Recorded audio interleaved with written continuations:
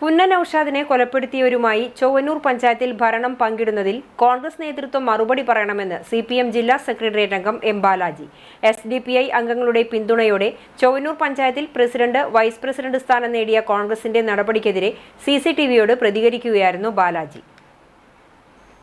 ചാവക്കാട് പുന്നയിൽ കോൺഗ്രസിന്റെ നേതാവായിരുന്ന പുന്നൻ നൌഷാദിനെ കൊല ചെയ്ത പ്രസ്ഥാനമാണ് SDPI. ധീര രക്തസാക്ഷി എന്ന് പറഞ്ഞ് കോൺഗ്രസ് അതിന്റെ ദിനാചരണങ്ങൾ സംഘടിപ്പിക്കുന്നതുമാണ്. ആ പുന്നൻ നൌഷാദിന്റെ കൊലയാളികളെ കൂട്ടുപിടിച്ചിട്ടാണ് ചൊവ്വന്നൂർ പഞ്ചായത്തിൽ കോൺഗ്രസ് കൃത്രിമ ലീഡ് ഉണ്ടാക്കിയിട്ടുള്ളത്. ഇത് പ്രതിഷേധാർഹമാണ്.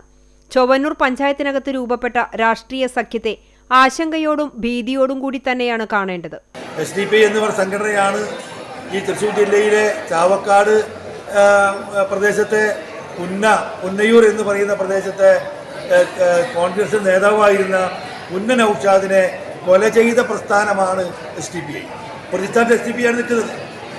അവരുടെ ധീര രക്തസാക്ഷി എന്ന് പറഞ്ഞ് അവർ അതിൻ്റെ ഒരു ആചരണങ്ങളും അതിൻ്റെ പരിപാടി സംഘടിപ്പിക്കുന്ന ആളുകളാണ്.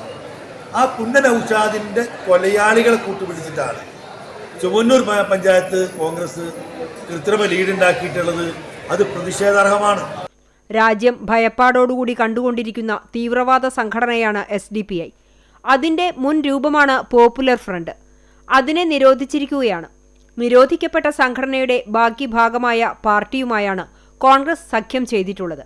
SDPIയുടെ 2 സീറ്റ് വിലയ്ക്ക് വാങ്ങിയിട്ടാണ് കോൺഗ്രസ് അവിടെ കൃത്രിമ ഭൂരിപക്ഷം ഉണ്ടാക്കി വിജയിച്ചിട്ടുള്ളത്. കുന്നംകുളത്ത് ചൊവ്വന്നൂർ പഞ്ചായത്തിനകത്ത് വളരെ അപകടകരമായിട്ടുള്ള ഒരു രാഷ്ട്രീയ സഖ്യം രൂപപ്പെട്ടിട്ടുണ്ട്.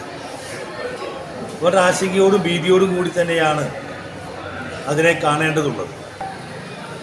രാജ്യം ഭയപ്പാടോടുകൂടി കണ്ടുകൊണ്ടിരിക്കുന്ന തീവ്രവാദ സംഘടനയാണ് SDPI. അതിൻ്റെ മുൻ രൂപമാണ് പോപ്പുലർ ഫ്രണ്ട്. അതിനെ നിരോധിച്ചിരിക്കുകയാണ്. അതിൻ്റെ മുൻപത്തെ രൂപമാണ് NDF.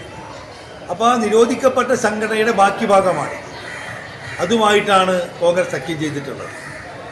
ആ SDPIയുടെ 2 സീറ്റ് വിലക്ക് വാങ്ങിയിട്ടാണ് കോൺഗ്രസ് അവിടെ കൃത്രിമ ഭൂരിപക്ഷം ഉണ്ടാക്കി വിജയിച്ചിട്ടുണ്ട്.